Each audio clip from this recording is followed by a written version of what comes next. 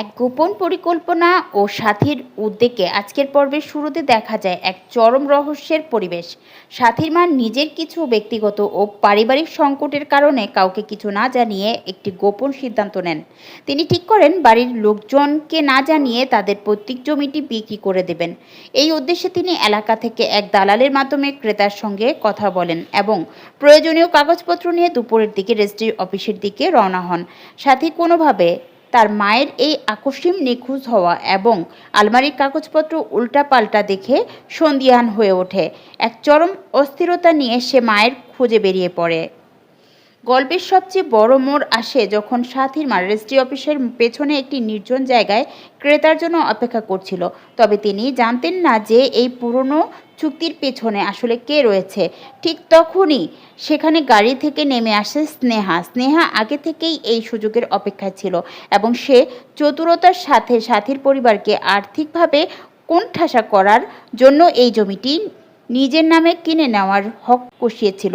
সাথীর মা স্নেহাকে সেখানে দেখে চরম চমকে যান এবং বুঝতে পারেন যে তিনি এক গভীর ফাঁদে পা দিয়েছেন। ঠিক যখন স্নেহা অহংকারের সাথে হাসছিল এবং সাথীর মাকে কাগজপত্রের সই করার চাপ দিচ্ছিল, তখনই হস্ততন্ত হয়ে সেখানে এসে হাজির হয় সাথী।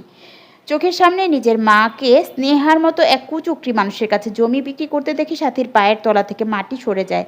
সাথী চিৎকার করে তার মাকে বাধা দেয়। স্নেহা সাথীকে সেখানে দেখে একটুও ঘাবড়ায় না, গিয়ে উল্টো তাচ্ছিল্যের হাসি হেসে বলে, অনেক দেরি করে ফেলেছো সাথী, তোমার মা নিজেই নিজের ইচ্ছায় আমার কাছে জমি বিক্রি করতে এসেছে, এখন আর কিছুই করার নেই। সাথী নিজের মায়ের আগলে দাঁড়ায় এবং স্নেহার মুখের উপর স্পষ্ট জানিয়ে দেয় যে কোনো মূল্যেই হোক তারা এই জমি বিক্রি করবে না।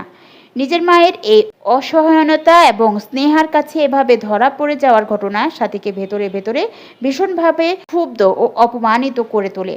আজকের এই বিশেষ পর্বের শেষ অংশে দেখা যায় স্নেহা তার হাতের আইনি কাগজ দেখিয়ে সাথীকে হুমকি দেয় যে জমি তারা আজকে বিক্রি না করলেও খুব শীঘ্রই এই পরিবারের পথে বসাবে।